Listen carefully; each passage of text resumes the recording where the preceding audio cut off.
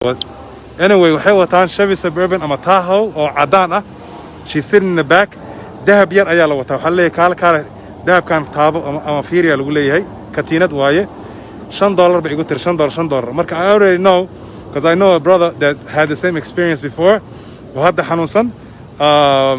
Marka waxaa la sameynayaa sixir waaye. Waa la sixrayaa. Ma fahantay? So you know, of all the people meesha jooga cadaanka anyone specifically annagana target garayan waa laba qof nin baa gaariga wado naaga gaariga shirka u fadhiisa mid kalena gadaal fadhiisa. So they targeted us specifically. Soomaalina arkeen salaamu calaykum lagu leeyahay. You know the ones masaajida hortooda joogo kuwii waaye oo intay maartaan sophisticated noqdeen ay dhahan you know what, instead of maartaan begging we're just going to rob people. Waa sixrayna waa baaranayna. So the thing is waa lagu sixraya then waa lagu baaranaya ibra laga dhigaa kaarkaaga wax walba laga qaadanaya. So waxaan kula talinayaa muslimiinta magaalada degan dadkaas they out here iska ilaaliya kuwa hadda anaga aragnay suburban bay wateen cadaan ah. They're going around send this to all your friends.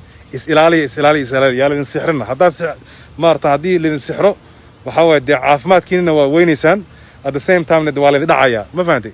So make sure that you do what's necessary to protect yourself and your loved ones in the community. So I'm just sending this out so that other people don't get finessed or don't get marathon in this trap kan loo leeyahay garayay.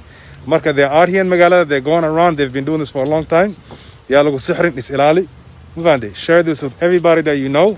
Dadka noocaasna iska ilaali. Say wegihin, they look exactly like the people that you know or like some, you know, I don't know, waxay like Eastern Europeans miya dadka oo masaajida hor istaagi jiray samarka oo salaamu calaykum ku dhahayo that be begging with the signs. Them people waaye. Ma fahantay? Them people waaye. They look just like them. Salaamu calaykum lagaaga bilaabaya baashan yara lagada lagu leeyahay. Ma fahantay? Don't touch nothing they got to offer you. Ha taabanin.